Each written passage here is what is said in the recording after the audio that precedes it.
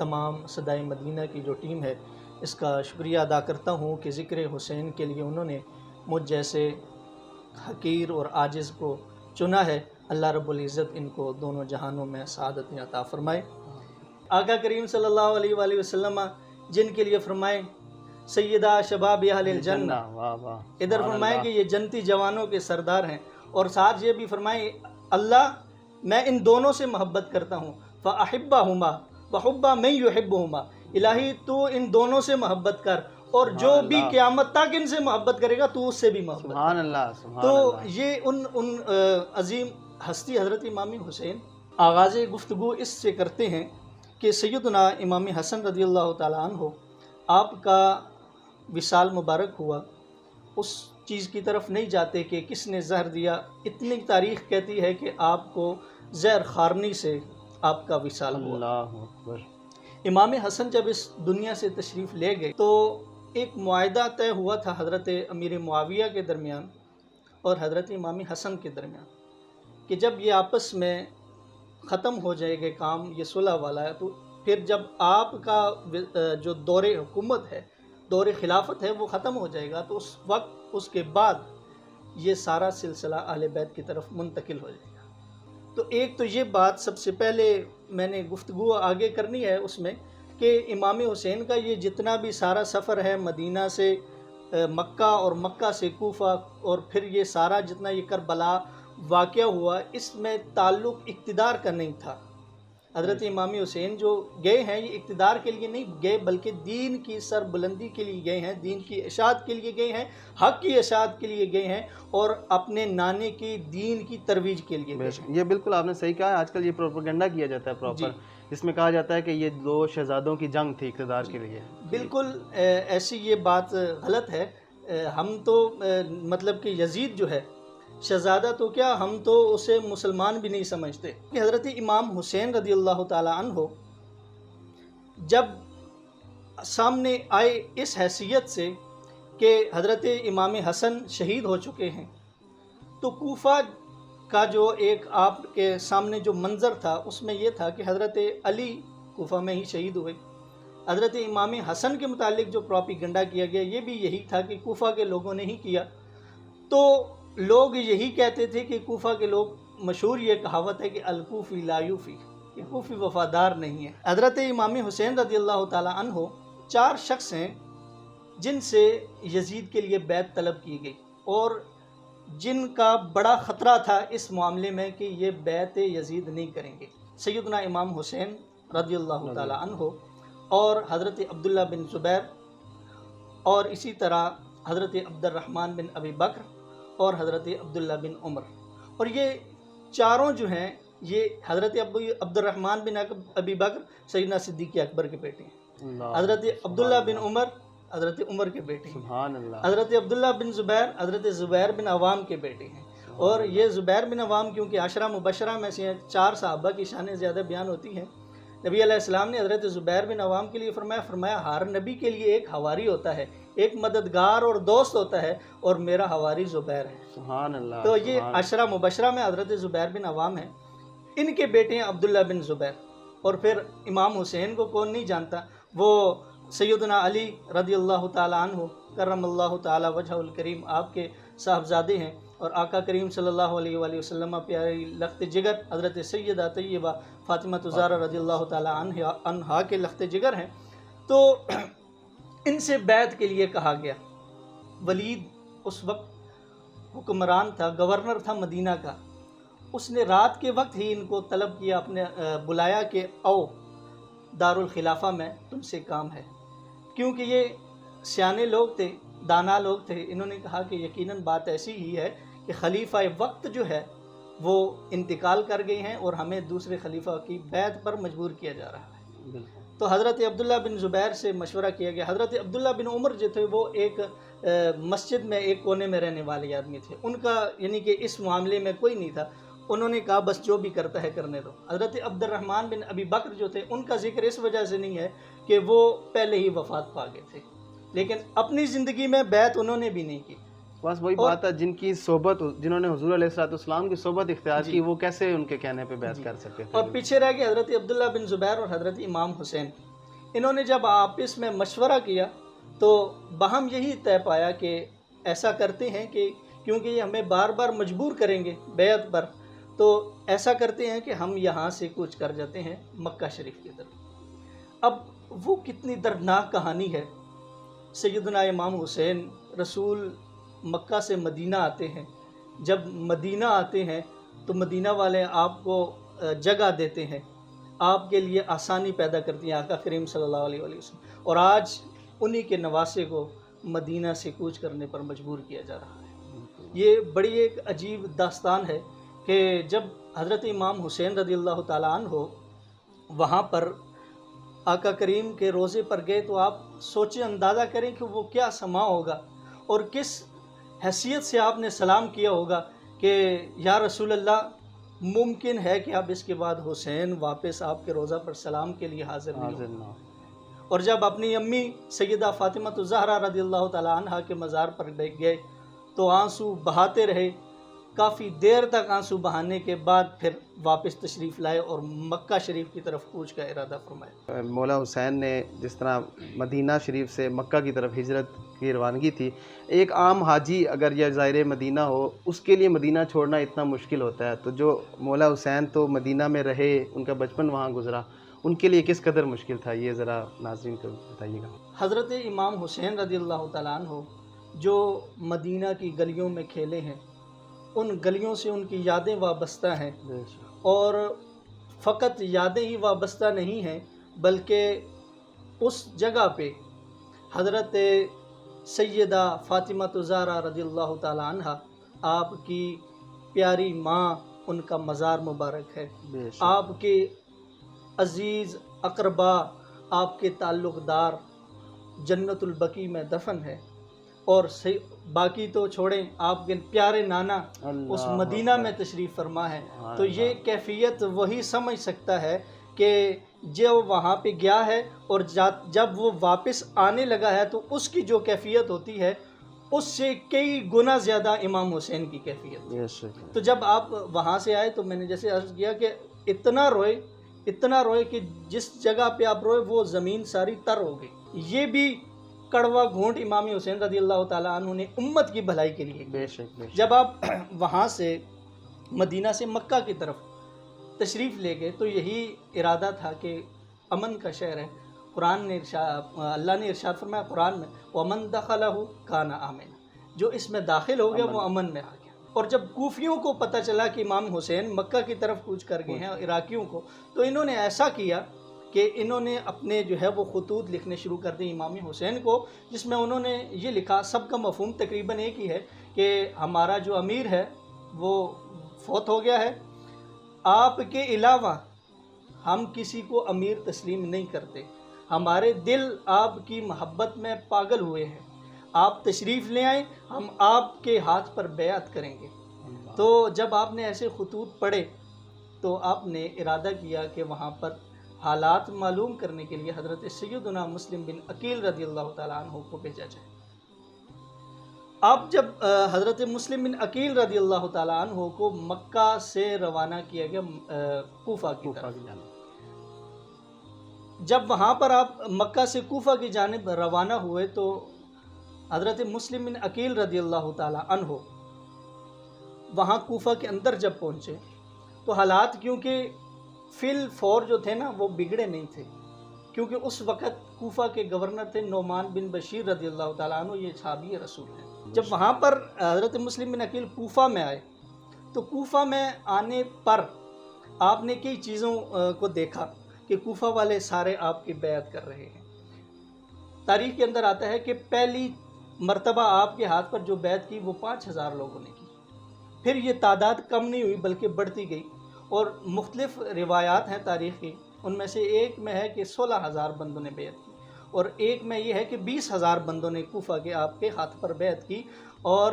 وہ بیعت اس طرح تھی کہ ہم کٹ مرنے کے لیے تیار ہیں آپ کے لیے، آپ جو حکم عنایت کریں گے ہم آپ کو یہ امیر تسلیم کرتے ہیں اور امام حسین کا نائب تسلیم کرتے ہیں، آپ جو حکم کہیں گے، جو حکم کریں گے اس پر ہم سر اپنا جو ہے وہ تسلیم خم کر دیں گے۔ لوگ یہ سمجھتے ہیں کہ اس کا کوئی قصور نہیں تھا، کہ وہ تو الگ ایک بیٹھا شام میں بیٹھا تھا اور یہ سارا قصور ابن زیاد کا تھا، ابن زیاد نے ہی سب کچھ ہرایا۔ یقیناً ایسا نہیں ہے، یزید کا قصور تھا۔ آپ کے گھر میں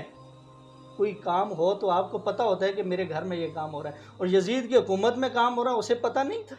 جب یہ حالات یزید کو معلوم ہوئے، کیونکہ اس کے بھی کچھ چیلے چھوڑے ہوئے تھے کوفہ کے اندر، تو انہوں نے بتایا جا کر کہ یزید کو کہ وہاں پہ حالات خراب ہو رہے ہیں، تمہارے خلاف لوگ کھڑے ہو گئے ہیں۔ بیعت کے بعد جب یزید کو خبر ہوئی تو اس نے ابن زیاد کو بصرہ کا بھی گورنر بنا دیا اور کوفہ کا بھی گورنر بنا دیا، اس کو 2 جگہ کا گورنر بنا دیا۔ اب جب یہ کوفہ کے اندر آیا تو اس کے آنے کا انداز بڑا عجیب تھا۔ یہ ایسے آیا کہ اس کے سر پہ سیاہ امامہ تھا اور دستار کے ساتھ اس کے ایک جبہ تھا سیاہ رنگ کا، اور گھوڑے پر آیا اور تیز رفتار سے آیا۔ یہ بھی ایک سازش تھی کہ لوگوں کو پتہ چلے کہ امام تشریف لے آئے ہیں، حضرت امام حسین رضی اللہ تعالیٰ۔ اب جب اس نے، کیونکہ یہ حالات معلوم کرنا چاہتا تھا کہ امام حسین کے موافق حالات کتنے ہو چکے ہیں، جب یہ کوفہ کے اندر آیا تو اس نے ایسی انٹری کی نا،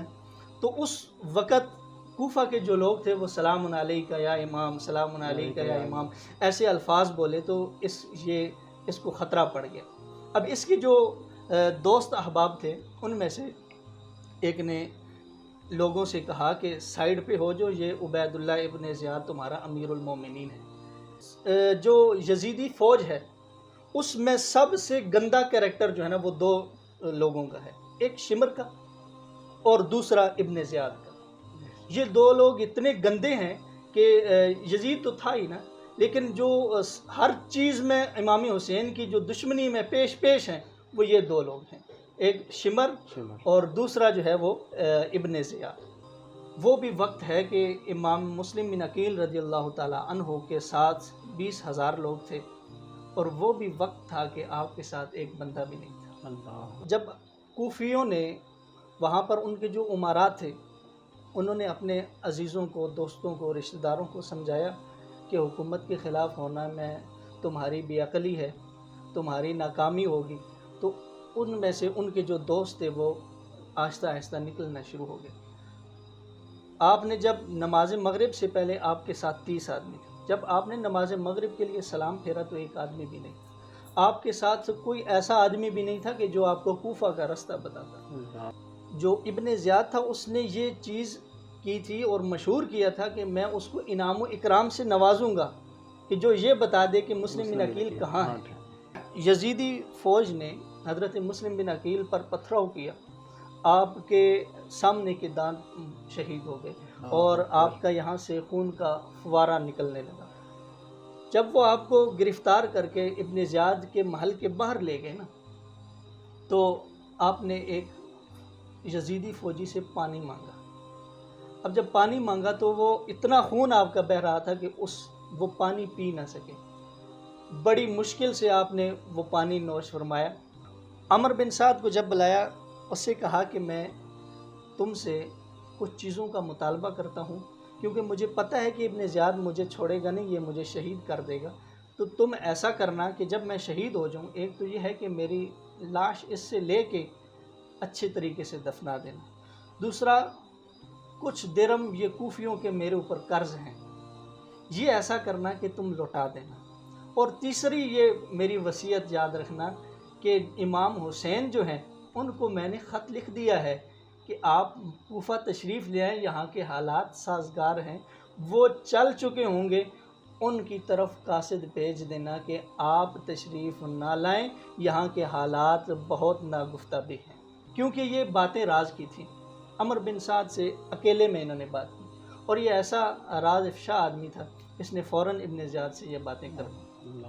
ابن زیاد کیونکہ وہ تو پہلے ہی اس دشمنی میں ملوث تھا، اس نے حکم دیا جلاد کو کہ آپ کی گردن جو ہے وہ مار دی جائے۔ آپ استغفار کرتے ہوئے، اللہ رب العزت کا ذکر کرتے ہوئے اس دار فانی سے کوچ کر گئے۔ مولا حسین نے جب مکہ سے کوفہ کی طرف جب کوچ کی تو اس میں صحابہ کرام نے کیا کردار پیش کیا، آپ ذرا وضاحت فرمائیں۔ آپ کا مدینہ سے مکہ آنا بھی ایک دردناک قصہ ہے، اور مکہ سے کوچ کرنا بھی ایک دردناک قصہ ہے کہ سارے مکہ کی طرف آ رہے ہیں، حج کا مہینہ ہے، مکہ کی طرف سارے آ رہے ہیں، اور پروانے جس طرح شمع پہ آتے ہیں اس طرح مسلمان مکہ کی طرف جا رہے ہیں اور حسین مکہ چھوڑ کے کربلا کی طرف آ رہے ہیں۔ جب امام حسین وہاں سے مکہ سے جانے لگے، کوچ کرنے لگے، تو وہاں پر کئی صحابہ نے آپ کو روکا، جن میں حضرت عبداللہ بن عباس رضی اللہ تعالیٰ عنہما ہیں۔ انہوں نے آپ سے کہا کہ آپ وہاں تشریف نہ لے جائیے، کیونکہ کوفہ کے جو لوگ ہیں ان کو آپ پہلے بھی آزما چکے ہیں۔ سیدنا علی المرتضیٰ رضی اللہ تعالیٰ عنہ کو انہی لوگوں میں سے شہید کیا گیا، اور اسی طرح امام حسن جو ہیں ان کو زہر جو دیا گیا انہی لوگوں نے دیا، اور آپ سے بھی وہ اسی طرح بے وفائی کریں گے، لہذا آپ نہ جائیں۔ تو امام حسین رضی اللہ تعالیٰ عنہ نے آپ نے فرمایا کہ میں نے ایک خواب دیکھا ہے جس کی وجہ سے میں نہیں رکوں گا۔ اسی طرح حضرت عبداللہ بن عمر رضی اللہ تعالیٰ عنہ نے آپ نے بھی یہی فرمایا کہ آپ وہاں پر نہ جائیے، اگر آپ چلے گئے تو یہ تو ہم سب کو غلام بنا لیں گے اور ہماری عورتوں کو لونڈیاں بنا لیں گے۔ جب حضرت امام حسین رضی اللہ تعالیٰ عنہ نے حضرت عبداللہ بن عمر کی جو بات تھی اس سے بھی آپ نے دوری اختیار کر لی، تو حضرت عبداللہ بن عمر نے آپ کا ماتھا چوما، فرمایا جائیے رسول اللہ کے نواسے، اللہ رب العزت آپ کا بھلا کرے اور اللہ رب العزت آپ کو خوشنودیاں عطا فرمائے۔ جب آپ کو یہ پتہ چلا کہ مسلم بن عقیل کو شہید کر دیا گیا ہے تو آپ نے احباب جو تھے ان سے ذکر کیا کہ کیا کریں، کیونکہ آپ کے ساتھ قافلے میں عورتیں بھی تھیں، جن میں سر فہرست سیدہ زینب رضی اللہ تعالیٰ عنہ آپ کی بہن، بچے بھی تھے۔ تو آپ نے واپسی کا ارادہ فرمایا کہ یہ عورتیں بھی ساتھ ہیں، کیا خیال ہے کہ واپس چلیں مکہ کی طرف؟ تو حضرت مسلم بن عقیل کے جو رشتہ دار تھے اور ان کے بہت زیادہ جو قریبی تھے وہ کہنے لگے کہ ہم تو مسلم بن عقیل کا قصاص لے کے ہی واپس جائیں گے۔ تو آپ فرمانے لگے کہ میں بھی صرف یہی دیکھنا چاہتا تھا کہ کون آگے جانا چاہتا ہے۔ وہاں سے کچھ آگے کوچ کرنے کے بعد آپ کو ایک شخص ملا جسے حر کہتے ہیں۔ یہ وہ عظیم آدمی ہے کہ پہلے تو یہ یزیدی لشکر میں تھا، ان کا حمایتی تھا۔ امام حسین رضی اللہ تعالیٰ عنہ نے اس کی قسمت بدلی اور یزیدی فوج سے یہ امام حسین رضی اللہ تعالیٰ عنہ کی فوج میں آیا اور وہاں پر شہید ہو گیا۔ اس کا تفصیل جو ہے وہ آگے جب کربلا کے شہیدوں کا ذکر ہوگا اس میں کریں گے، لیکن اس نے امام حسین سے آ کر یہ 1000 کا لشکر لے کر امام حسین کے مقابلے میں آیا۔ وہاں پر جب آیا تو یہ دل کا اچھا تھا، محب اہل بیت تھا، صلح چاہتا تھا، کہ یہی چاہتا تھا کہ امام حسین اور یہ حکومت کے درمیان صلح والا کوئی راستہ نکلے، کہ تاکہ ادھر سے بھی کوئی نقصان نہ ہو اور امام حسین رضی اللہ تعالیٰ عنہ جو نواسہ رسول ہیں، اہل بیت کے عظیم جو ہیں، وہ ایک چشم و چراغ ہیں، ان کو بھی کوئی نقصان نہ پہنچے۔ تو یہ صلح چاہتا تھا در حقیقت۔ وہاں پر جب حر نے حضرت امام حسین سے کہا کہ آپ یہاں پر تشریف لے آئے ہیں، تو اب ہمارا تو مطالبہ یہی ہے کہ آپ کو ابن زیاد کے پاس لے کر جاؤں۔ تو امام حسین رضی اللہ تعالیٰ عنہ آپ نے فرمایا اس سے کہ ایسا کرو کہ اگر تم یہ نہیں چاہتے کہ میں کوفہ میں آؤں تو تم ایسا کرو کہ میرا پہلا مطالبہ یہ ہے کہ مجھے اسلامی سرحد پر بھیج دو، وہاں پہ دشمنوں کے ساتھ جہاد کرتے ہوئے میں اللہ رب العزت کی بارگاہ میں اپنی جو ہے جان کا نذرانہ پیش کروں اور شہید ہو جاؤں۔ تو اس سے بھی ایک حضرت امام حسین کا جو جذبہ جہاد ہے وہ ثابت ہوتا ہے۔ فرمانے لگے کہ مجھے سرحد پہ جانے دو، ایک یہ بات ہے۔ دوسری یہ بات ہے کہ میں جہاں سے آیا ہوں مجھے واپس وہاں جانے دو۔ یہ کہنے لگا کہ کیونکہ حکومتی معاملات ہیں، دن میں تو میں آپ کا پہرے دار ہوتا ہوں، آپ کو یہاں سے جانے دے نہیں سکتا، کیونکہ مجھے حکم ہے ابن زیاد کا کہ مجھے اس نے کہا ہے کہ آپ کو اس کے پاس لے کے جانا ہے، تو دن کے وقت تو میں آپ کی کوئی مدد نہیں کر سکتا، جب ہماری فوج رات کو سو جائے تو آپ ایسا کریں کہ یہاں سے کوچ کر جائیں۔ تو ایسا ہی ہوا، جب رات ہوئی پچھلے پہر حضرت امام حسین رضی اللہ تعالیٰ عنہ نے آپ نے قافلے والوں کو حکم دیا کہ ایسا کرو کہ کوچ کرو، یہاں سے کوچ کرتے ہیں۔ جب وہاں سے کوچ کیا تو صبح ایک مقام پر پہنچے، ایک مسافر گزر رہا تھا، اس سے پوچھا کہ اس جگہ کا نام کیا ہے؟ کہنے لگا اسے کربلا کہتے ہیں۔ تو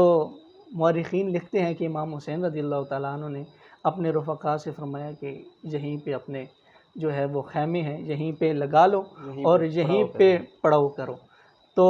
امام حسین رضی اللہ تعالیٰ عنہ اور آپ کے رفقا نے وہیں پر خیمے لگا لیے اور وہیں پر پڑاؤ کیا، میدان کربلا میں، تو کسی نے پوچھا کہ آپ نے یہاں پر پڑاؤ کیوں کیا، آپ کا تو جانے کا ارادہ آگے کا تھا۔ فرمایا میں نے اپنے نانے سے جو جگہ کا سنا ہے وہ یہی جگہ ہے۔ ہور نے واپس ابن زیاد کو پیغام بھیجا کہ ایسا ہوا ہے کہ امام حسین یہاں سے تشریف لے گئے ہیں، اب میرے لیے کیا حکم ہے؟ اس نے کہا کہ ایسا کرو کہ جہاں تشریف لے گئے ہیں امام حسین، جہاں پہ ہیں وہاں پہ چلے جاؤ۔ تو یہ ہور پہلے قافلہ لے کر جو آیا تھا، اسی قافلے کا سپاہ سالار بن کر امام حسین کی خدمت میں دوبارہ حاضر ہوا۔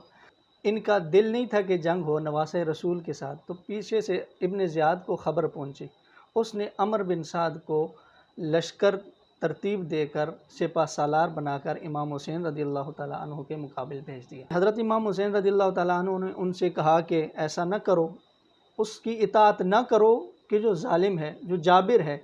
اور جو تم سے زبردستی بیعت لے رہا ہے، اس کی تم کیسے اطاعت کرتے ہو؟ جو ایسی چیزوں کو حلال قرار دے رہا ہے کہ جن کو نصیحت سے حرام قرار دے دیا گیا ہے، اور ایسی چیزوں کی حلت بیان کر رہا ہے جن کی چیزوں کو قرآن نے، حدیث نے حرام کہہ دیا ہے، تو پھر بھی تم اس کی اطاعت کرتے ہو، لہذا تمہارا مواخذہ ہوگا۔ عمر بن سعد کو رات کے وقت آپ نے بلایا، آپ نے اس کے سامنے وہی جو باتیں ہور کے سامنے بیان کی، وہی باتیں عمر بن سعد کے سامنے بیان کی۔ ابن زیاد کے پاس وہ خط لایا گیا جو عمر بن سعد نے بھیجا تھا، تو اس خط میں یہی لکھا تھا کہ امام حسین جی چاہتے ہیں کہ واپس بھیج دو یا مجھے سرحد پر بھیج دو، تو ہمیں ان کی شرائط کو مان لینا چاہیے۔ جب یہ باتیں ابن زیاد نے پڑھی تو اس کے ذہن میں یہ آیا کہ ایسا کروں، لیکن شمر نے فوراً مشورہ دیا کہ ایسا نہ کہو، میں نے سنا ہے کہ عمر بن سعد رات کے وقت حسین سے کافی ملاقاتیں کرتا ہے، یہ نہ ہو کہ کہیں وہ لشکر بنا لیں الگ جا کر اور تمہیں اپنی گورنری سے نکال دیں، اور پھر سارا وہ معاملہ ہو جائے کہ جو تم نہیں چاہتے۔ تو پھر ایسا کیا گیا کہ یہ شمر کو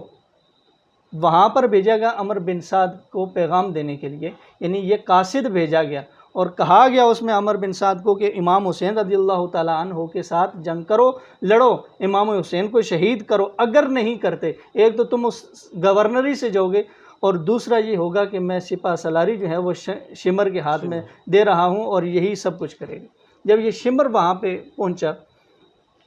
تو اس نے پہلے تو وہ خط دیا، خط جب عمر بن سعد نے پڑھا تو اس نے کہا کہ تو نے ان کو ابن زیاد کو بھڑکا دیا ہے، تو اس نے کہا کہ ٹھیک ہے، سوچتا رہا رات کو پورا۔ پھر ایسا ہوا کہ صبح اس سے شمر نے پوچھا کس نتیجے پر پہنچے ہو؟ کہنے لگا کہ حسین سے جنگ کروں گا۔ پھر ایسا ہی ہوا کہ امام حسین رضی اللہ تعالیٰ عنہ کے ساتھ جو جنگ کرنے والا جو لشکر کا کمانڈر تھا وہ عمر بن سعد تھا، اور میں نے جہاں تک یہ واقعہ کربلا پڑھا ہے، یقین مانے کہ جو شہادت، جو عظیم شہادت، سب کو عظیم شہادتیں حاصل ہوئی ہیں، جو عظیم شہادت حضرت ہور کو حاصل ہوئی ہے نا، ایسی کمال کی شہادت کسی کو بھی حاصل نہیں ہوئی۔ ایسا ہوا کہ جب وہاں پر حضرت ہور حضرت امام حسین کے لشکر میں آ گئے، اب تو ظاہر ہے یزیدی فوج کے مخالف تھے، امام حسین کے لشکر سے جو بھی یزیدی فوج پر حملہ کرتا تھا وہ اس کے جس طرف بھی وہ جاتا تھا، کیونکہ یہ برکت تھی امام حسین کی، تو وہاں سے صفوں کی صفوں کو الٹ دیتا تھا اور صفوں کی صفوں کو کاٹ دیتا تھا۔ لوگوں کے ذہن میں یہ سوال پیدا ہوتا ہے کہ آپ کے اوپر 7ویں محرم سے لے کر 10ویں محرم تک ایک جو مخصوص دن ہے، ان میں پانی بند کر دیا گیا، دریائے فرات پر پیرے لگا دیے گئے، اور وہ پیرے لگانے والا بھی عمر بن سعد ہے، ابن زیاد کے حکم سے اس نے پیرے لگوائے۔ جب دریائے فرات پر پیرے لگ گئے تو پانی بند ہو گیا۔ اور اس سے پہلے امام حسین کی سخاوت دیکھیں آپ، وہ بھی میں ایڈ کروں گا کہ امام حسین جب ہور لشکر لے کر آیا تو وہ تو یزیدی لشکر تھا، تو انہوں نے دیکھا کہ اس کے گھوڑے ہانپ رہے ہیں پیاس سے، اور ان کے جو لوگ ہیں وہ پیاس سے تڑپ رہے ہیں، آپ کے پاس جو پانی تھا سارا ہور کے لشکر کو دے دیا۔ اب یہ سخاوت ہے آل نبی کی، اور ادھر یہ ان کا کردار ہے، ادھر ان کا کردار ہے۔ بعض لوگ اس چیز کو ایشو بنا لیتے ہیں کہ امام حسین جو تھے وہ اگر اتنے ہی ہوتے تو اپنے لیے پانی منگوا لیتے، وہ بالکل بے بس تھے، مجبور تھے، ان کے پاس کچھ نہیں تھا۔ یقیناً ایسا نہیں ہے۔ ایک چیز یہ یاد رکھیے گا کہ ایک چیز ہوتی ہے امتحان، اور ایک چیز ہوتا ہے کہ اپنے شان کو ویسے ظاہر کر دینا۔ امتحان میں نقل نہیں ماری جاتی۔ امام حسین کربلا میں امتحان دینے آئے تھے، اپنی شان کو ظاہر کرنے کے لیے نہیں آئے تھے۔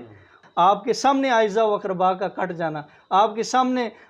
علی اکبر کا گلا کٹنا، حضرت قاسم کے گلے پر چھری کا چل جانا، آپ کے سامنے علی اصغر کی لاش کا تڑپنا، آپ کے سامنے تمام آپ کے جو اعزاء و اقرباء ہیں ان کی شہادتیں ہونا، اور امام حسین کا اف تک نہ کرنا، یہ اس بات کی دلیل ہے کہ حسین پر جو اللہ نے امتحان نازل کیا تھا، اس امتحان میں امام حسین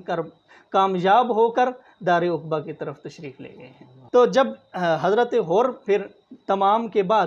جو غیر ہاشمی تھے، ابتداً غیر ہاشمی سارے جو تھے، امام حسین رضی اللہ تعالیٰ عنہ نے ان کو کربلا میں بھیجا کہ وہ خود ہی اجازت لے کر جاتے تھے امام حسین سے کہ ہم آپ کے لیے جاتے ہیں۔ اور یہاں پر ایک چیز وہ ضرور ایڈ کروں گا کہ امام حسین رضی اللہ تعالیٰ عنہ جب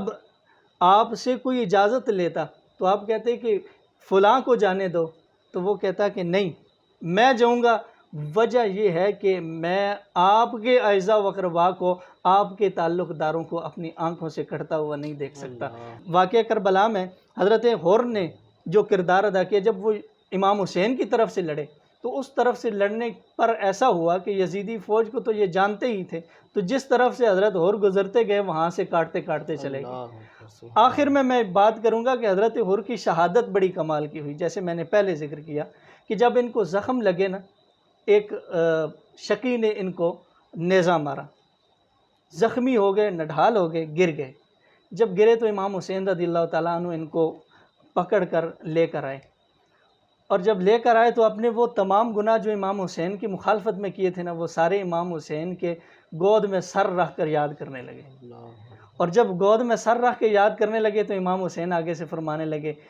اور تیرا یہ گناہ بھی بخشا گیا ہے، تیرا یہ گناہ بھی بخشا گیا ہے، تیرا یہ گناہ بھی بخشا گیا ہے۔ اور یہ کمال کے شہید کربلا والوں میں سے ایسے ہیں کہ جس نے امام حسین رضی اللہ تعالیٰ عنہ کی گود میں دم توڑا ہے۔ تو جب حضرت ہور رضی اللہ تعالیٰ عنہ آپ کی شہادت ہو گئی تو اسی طرح ترتیب کے ساتھ جو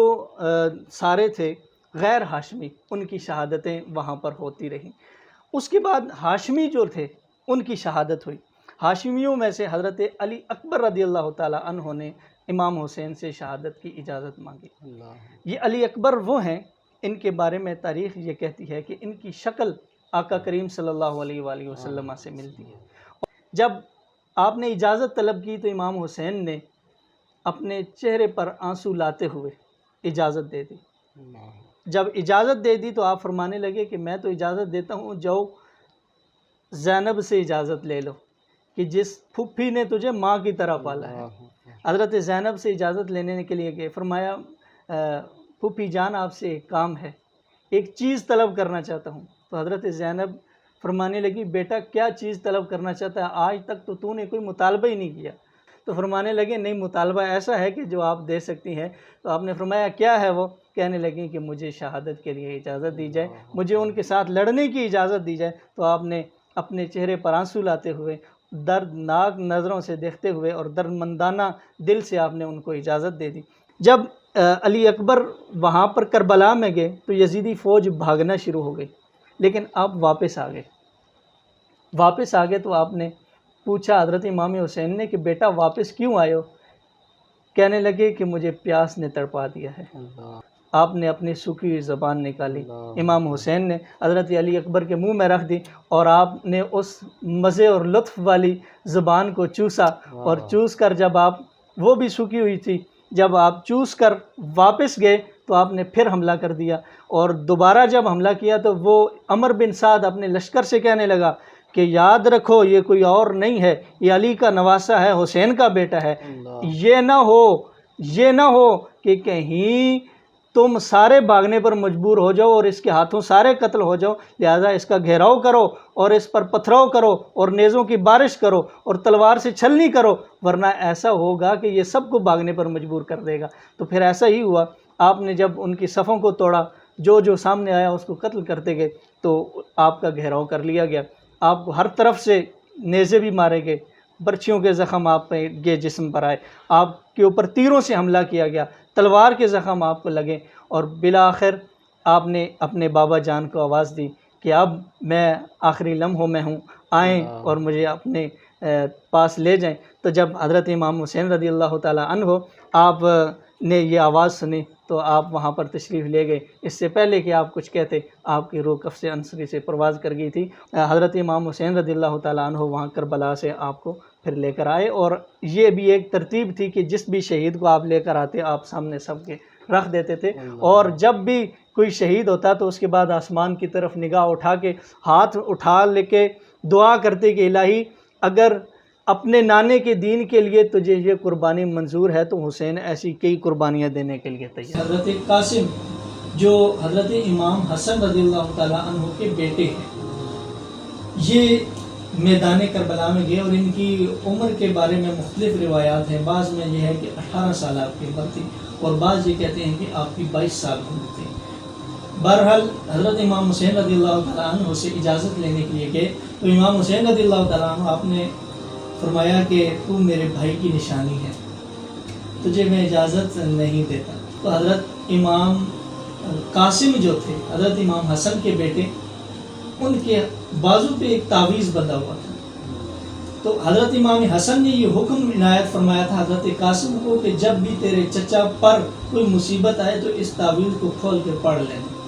اور یہ چچا کو دے دینا. تو جب اس تعویذ کو کھولا گیا تو اس میں بھی یہی لکھا ہوا تھا کہ حسین یہ تجھ سے اجازت مانگتا ہے تو اس کو اجازت دے. یہ بات مورخین کے ہاں ہے. تو جب حضرت قاسم کو اجازت دے دی گئی، آپ نے بھی ایسا ہی منظر پیش کیا کہ جیسا حضرت علی اکبر رضی اللہ تعالیٰ عنہ نے جس طرف بھی جاتے صفوں کی صفیں الٹ دیتے، اور پھر جب ان سے کچھ بن نہ پڑی، جب ان سے کچھ ہو نہ سکا تو بالآخر وہی ایک کارنامہ جو انہوں نے پہلے سب شہداء کے ساتھ کیا کہ آپ کا گھیراؤ کر لیا گیا. جب آپ کا گھیراؤ کر لیا گیا تو آپ پھر بھی اپنے گھوڑے جس کے اوپر آپ سوار تھے، آپ وہاں پہ پھر کر ان کو اوپر ان کے گلے کاٹ رہے تھے، اور ایسے دشمن کرتے جا رہے تھے کہ جیسے ایک انسان گاجر مولی کو کاٹتا ہے. آپ لوگ جو دشمن تھے ان کے گلے اس طرح کاٹے جا رہے تھے. لیکن ایک شخص ہو جو 3 دن کا پیاسا ہو، اور دوسری طرف وہ یزیدی فوج جو ہزاروں کی تعداد میں ہے وہ ہو، اور ہر طرف سے حملے ہو رہے ہوں، تو ایک دنیاوی تقاضا ہے کہ وہ انسان آخر نہیں برداشت کر سکتا. بالآخر جب نیزوں کے وار آئے، اسی طرح تلواروں کے وار آئے، تو آپ زخموں کی تاب نہ لاتے ہوئے گھوڑے سے گرے. جب گھوڑے سے گرے تو آپ کے ساتھ بھی وہی سلوک کیا گیا جیسا کہ حضرت علی اکبر رضی اللہ تعالیٰ عنہ کے ساتھ کیا گیا کہ آپ کی لاش کو جو ہے اس کو گھوڑوں کو دوڑایا گیا آپ کی لاش پر. اور بعض روایات کے اندر بعض مورخین تو یہ بھی کہتے ہیں کہ آپ کے جب وہاں سے لاش اٹھانے لگے امام حسین رضی اللہ تعالیٰ عنہ تو آپ اس کو ایک گٹھڑی میں لے کر آئے. اس طرح انہوں نے اس کے جو ہے نا وہ کر دیا تھا، اس کو بوٹی بوٹی کر دیا تھا. لیکن بعض مورخین یہ کہتے ہیں کہ جب آپ کو پکارا گیا تو پکارنے پر حضرت حسین رضی اللہ تعالیٰ عنہ دوڑ کر تشریف لے گئے، اور امام حسین رضی اللہ تعالیٰ عنہ جب وہاں پر تشریف لے گئے تو حضرت قاسم اپنی آخری سانسوں میں تھے. اپنے چچا کے چہرے کو دیکھ کر اس دائی اجل کو لبیک کہہ دیا اور اس دنیا سے ناطہ توڑ دیا، اور اللہ رب العزت کی بارگاہ میں حاضر ہو گئے اور سرخرو ہو گئے. اس کے بعد سب سے امام حسین سے پہلے اور شہداء میں سے سب سے آخر میں جو مورخین نے لکھا ہے ان میں سے شہادت حضرت علی اصغر رضی اللہ تعالیٰ عنہ کی. آپ امام حسین رضی اللہ تعالیٰ عنہ کے چھوٹے صاحبزادے ہیں. آپ کے متعلق مختلف چیزیں، آپ کا اصل نام مورخین نے عبداللہ لکھا ہے. امام حسین رضی اللہ تعالیٰ عنہ کربلا میں جب آئے تو آپ نے حضرت علی اصغر نے پیاس کی جو شدت کو محسوس کیا تو آپ نے ان کی پیاس کی شدت کو محسوس کرتے ہوئے یزید کی جو فوج تھی اس کے پاس گئے اور ان سے کہا کہ اس کے لیے پانی دے دو. تو وہاں پر ایک بدبخت تھا جس نے آپ کے حلق میں نشانہ لگایا اور تیر مارا، اور آپ کی روح قفس عنصری سے جب پرواز کر گئی تو مورخین لکھتے ہیں کہ جس شخص نے آپ کو شہید کیا تھا، اللہ رب العزت نے اس کا عبرتناک انجام یہ کیا کہ وہ مشقیں پانی پی جاتا تھا لیکن اس کی پیاس نہیں بجھتی تھی، اور اسی حالت میں مرا کہ جب وہ مرا تو اس کی زبان پر کلمہ نہیں تھا بلکہ العطش کی صدائیں تھیں کہ مجھے پانی دو، مجھے پانی دو، پیاس سے میں تڑپ رہا ہوں، پانی دو. تو یہ انجام تھا جو دنیا نے دیکھا کہ حضرت علی اصغر رضی اللہ تعالیٰ عنہ کے ساتھ اس نے یہ کیا، تو اللہ رب العزت نے اس نے دنیا میں عبرتناک انجام جو ہے لوگوں کو دکھا دیا. امام حسین صبح سے لے کر عصر کے وقت تک آپ لاشیں اٹھا رہے ہیں اپنے کاندھے پر کبھی کس عزیز کی لاش اٹھائی جا رہی ہے، کبھی کس عزیز کی لاش اٹھائی جا رہی ہے، سارا دن یہ سلسلہ جاری تھا، لیکن حسین کے ماتھے پر ایک جو ہے نا وہ ذرا سا شکن بھی نہیں آئی، اور ذرا سے ماتھے پر آپ کے بل بھی نہیں پڑا کہ یہ کیا ہو رہا ہے میرے ساتھ۔ آج ہم ہیں نا کہ ہمارے ساتھ ہم جب اللہ کی راہ کی طرف نکلتے ہیں تو ذرا سی کوئی مشکل آتی ہے تو فوراً شکوہ کے لیے تیار ہو جاتے ہیں، لیکن اگر حسین کی قربانی کو سامنے رکھا جائے تو اس سے بہت سارا درس ملتا ہے۔ ان میں سے ایک یہ بھی ہے کہ دیکھو میں نے یہ قربانی دی ہے، صبح سے لے کر یہ عصر کا وقت ہے، اس وقت تک میں نے لاشیں اٹھائے ہیں اور طرح طرح کی مصیبتیں جھیلی ہیں، 3 دن سے پیاسا ہوں، 3 دن سے کھایا بھی کچھ نہیں ہے، اس کے باوجود بھی میں اپنے رب کی رضا پر راضی ہوں۔ یہ حسین ہے۔ حسین کی یہ تصویر لوگ بہت کم دکھاتے ہیں۔ امام حسین رضی اللہ تعالیٰ عنہ وہ ہستی، آپ دیکھیں کہ قرآن یہ کہتا ہے کہ والذین هم علی صلاتهم حافظون، تو حسین کیسے نماز کی محافظت نہ کرتے، اور یہ قرۃ عینی بک فی الصلاۃ، آقا کریم نے فرمایا کہ نماز میں میری آنکھوں کی ٹھنڈک ہے۔ اب حسین کس طرح ہو سکتا تھا کہ حسین کربلا کے اندر نماز کو بھول جاتے؟ سب اعزا و اقربا کٹنے کے بعد آپ نے جو یزیدیوں کو خطبہ دیا، خطبہ دینے کے بعد آپ نے ان سے یہی مطالبہ کیا، ٹھیک ہے اگر تم نہیں مانتے اور میرے قتل اور شہادت پر آمادہ ہو تو پھر ایسا کرو کہ مجھے نماز کا موقع دے، پھر مجھے نماز کا موقع دے دو کہ میں وہ ادا کر لوں۔ تو امام حسین رضی اللہ تعالیٰ عنہ ابتداءً آپ جب میدان کی طرف تشریف لے گئے تو آپ نے وہاں پر ایک منظر پیش کیا، وہ یاد دلائی کہ جو علی المرتضیٰ رضی اللہ تعالیٰ عنہ جب میدان میں جاتے تھے تو کفار کی صفیں الٹ دیتے تھے، تو یہاں پر بھی جب حسین علیہ السلام کربلا کی طرف گئے تو آپ نے یزیدی فوج کی صفیں الٹ دی اور کئی لوگوں کو آپ نے قتل کیا۔ جب وہی میں نے بات جو کی کہ پھر آپ کے گھیراؤ کر لیا گیا، گھیراؤ پر آپ کو جو ہے وہ نیزے بھی مارے گئے، آپ کا سر جو تن سے جدا کرنے والا بدبخت ہے، نیزہ جس نے مارا تھا اس کا نام تاریخ بتاتی ہے سنان بن انس نخعی، اور جس نے آپ کا سر کو دھڑ سے الگ کیا ہے اس کے بارے میں کہا جاتا ہے کہ اس کا نام خولی بن یزید ہے۔ جو خولی بن یزید ہے اس نے حضرت امام حسین رضی اللہ تعالیٰ عنہ کا سر انور کاٹا، اور شمر جو تھا اس کے متعلق آتا ہے کہ جب امام حسین کا سر کٹنے لگا نا تو یہ آپ کے سینے پہ چڑھ گیا، آپ کے سینے پہ چڑھ گیا تو آپ نے پوچھا کہ اپنا سینہ ننگا کر، آپ نے کہا اپنا سینہ ننگا کرو، تو اس نے سینہ ننگا کیا، اس کے سینے پہ ایک برس کا نشان تھا،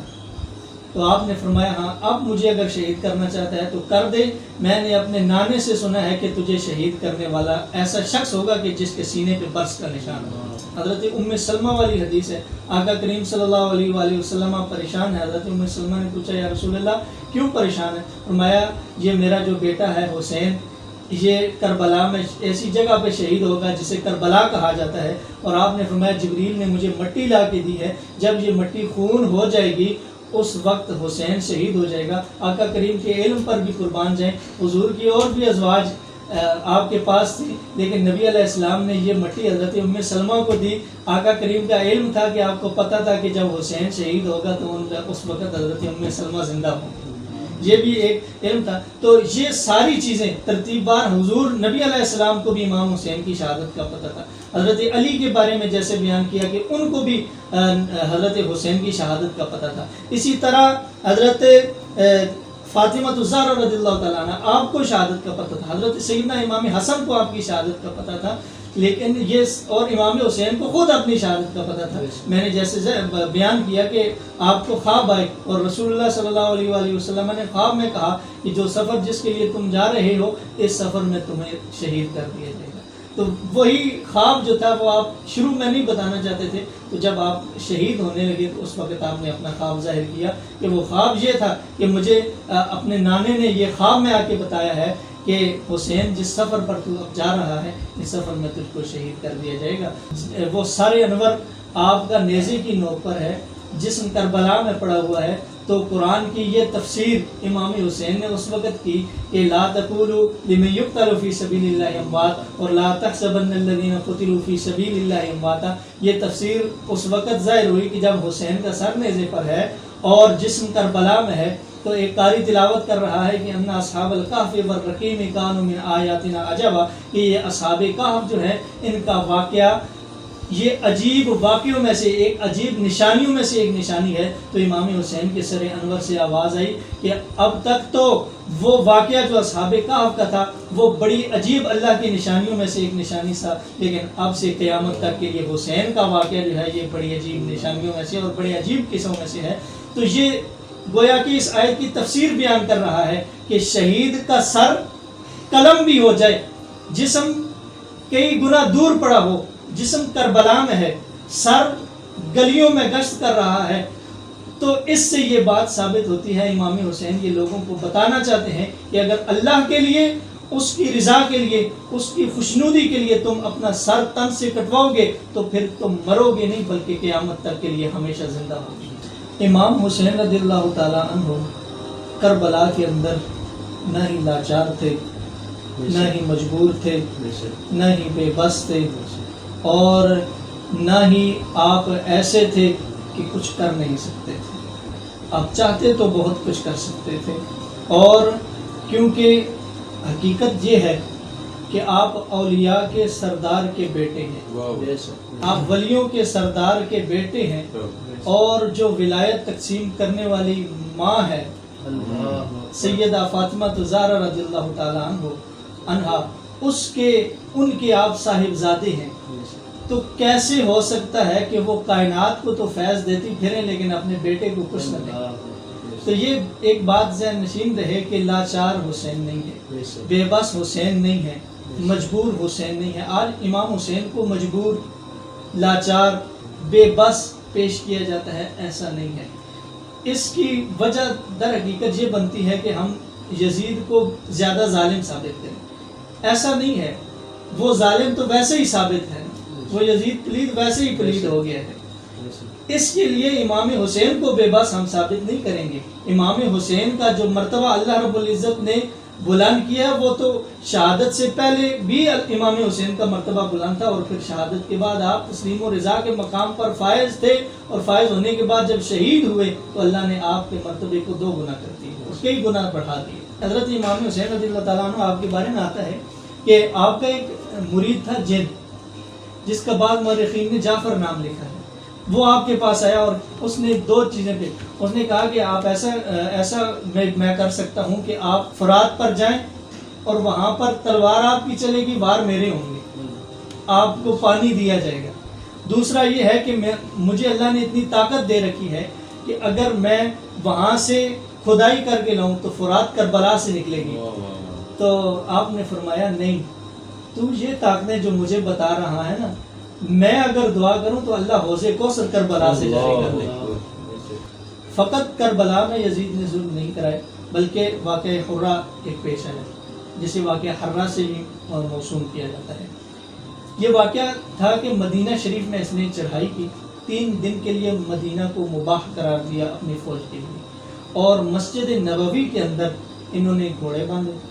ان گھوڑوں نے مسجد نبوی میں، اللہ اکبر، جس مسجد میں مسلمان صرف اس وجہ سے بھی کتراتا ہے کہ آقا کریم کی بارگاہ ہے، اور یہاں پہ اونچی آواز ہوئی تو عمر کا سرمایہ گیا،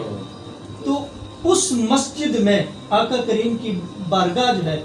وہاں مسجد نبوی میں اس ظالم کی فوج نے اس کے حکم پر گھوڑے باندھے رکھے۔ مدینہ شریف میں اس نے عورتوں کے، اس کی فوج نے عورتوں کے حمل ضائع کیے اور عورتوں کے پیٹ چاک کیے گئے، جوان بیٹے کو اس کی ماں کے سامنے ذبح کیا گیا۔ اس کے یہ ظلم نہیں ہے، آپ دیکھیں کہ وہ آقا کریم کا حرمت والا شہر، اس میں جب جو یہ ظلم کر رہا ہے، یہی وجہ ہے کہ امام احمد بن حنبل رضی اللہ تعالیٰ عنہ نے اس پر کفر کا فتویٰ لگایا۔ آپ کے نزدیک یزید کافر ہے، جبکہ احناف اس سے تھوڑا کرتے ہیں، دوری اختیار کرتے ہیں کہ اس کو نہ کچھ کہو، بس صرف فاسق فاجر ہو، اس کو چھوڑ دو، اپنے حال پہ چھوڑ دو، اس کو اپنے ہاتھ پر چھوڑ دو۔ یہی وجہ ہے کہ پیر میر شاہ صاحب رحمہ اللہ تعالیٰ سے پوچھا گیا کہ یزید پر لعنت کرنی چاہیے کہ نہیں کرنی چاہیے؟ آپ نے فرمایا ہے کہ زبان گندی کرنے سے بہتر ہے کہ حسین پہ سلام پڑھ لیا کرے۔ تو اللہ والوں کا تو ایک اپنا ذکر ہوتا ہے، ایک اپنے انداز ہوتے ہیں۔ تو جب یزید صرف یہی ظلم نہیں، مدینہ شریف میں اس نے گلیوں میں اپنی فوج کو پھرایا اور وہاں پر جو بھی اس کے ہتھے چڑھتا اس نے سر عام وہ بھی حیائی کروائی کہ جو مدینہ میں آج دن تک کسی نے نہیں کرائی. اور مورخین لکھتے ہیں کہ اس نے جو حرمات ابدیہ ہے، محرمات ابدیہ ہے، یعنی جن کے ساتھ اللہ نے قیامت تک کے لیے نکاح کو حرام کر دیا ہے، یہ ایسا پلید شخص ہے کہ اس نے اس کو بھی جائز قرار دیا. اب جو شریعت کی حدیں ظاہر توڑ رہا ہے تو اس کو ہم کیا کہیں گے، یہ ہم سامعین پر ہی چھوڑتے ہیں. اس کے بعد اس نے مکہ کی طرف جو ہے نا اس کی فوج نے خروج کیا، اور جب مکہ کی طرف گئے تو وہاں پر انہوں نے اس وقت کے دور کے مطابق جس طرح آج توپ ہے تو اس وقت منجنیق ہوتی تھی، اس میں ایک خاص قسم کا پتھر ڈلتا تھا جو جا کر وہاں جس جگہ پہ ٹارگیٹ کرنا ہوتا تھا وہاں پہ پڑتا. تو ایسا ہوا کہ انہوں نے حرم کعبہ جو ہے اس پر حملہ کیا، کعبہ شریف کی دیوار کو گرایا، اس کی چھت کو گرایا. اس چھت کے اندر جو حضرت اسماعیل علیہ السلام کی جگہ جو مینڈا ذبح ہوا تھا اس کے سینگ تھے، وہ آگ لگنے سے وہ سینگ جل گئے، کعبہ شریف کی چھت جل گئی. اور اسی طرح یہ میں ظلم لوگوں کو اس لیے بتا رہا ہوں کہ یہ جو لوگ اسے حاجی اور نیک سمجھتے ہیں نا، وہ اس کے اوپر یہ سوچ لیں کہ یہ وہ کس کو جو ہے سپورٹ کر رہے ہیں. آج بھی حسینی ہو جائیں، اللہ رب العزت ان کے کردار کو معاف کر دے. لوگ کہتے ہیں نا کہ اس کے حکم پر نہیں ہوا بلکہ فوج کو اس نے کہا کہ تم جاؤ چڑھائی کر دو. اس نے یہ نہیں کہا تھا کہ کعبے پر حملہ کرو، مدینہ پر حملہ کرو. ایسا نہیں ہے. آپ کیسے کہہ سکتے ہیں کہ ایک امیر کی تابع فوج ہو اور وہ جو کچھ کرتی پھرے ملک میں اور اسے پتہ بھی نہ ہو؟ یہ سب یزید کا کیا دھرا تھا، اور اس نے امام حسین کو صرف شہید ہی نہیں کیا بلکہ یہ تمام مظالم بھی اس نے اٹھائے. اور اتنے مقدس اور مطہر شہر مکہ معظمہ اور اسی طرح مدینہ المنورہ جو آقا کریم صلی اللہ علیہ وآلہ وسلم کا شہر ہے،